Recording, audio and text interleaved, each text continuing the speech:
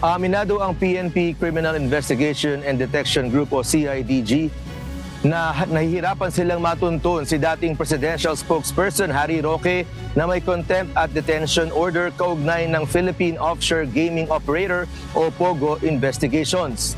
Ayon sa tagapagsalita ng PNP CIDG, tila lagi nakakaiwas si Roque tuwing malapit na siyang dakpin. Gayunman mayroon nang umano silang malakas na lead kung nasaan siya at posibleng aniya itong lumipat mula roon patungo sa ibang lugar. Bagamat walang hold departure order, ay inilagay na si Atty. Roque sa watch list ng Bureau of Immigration.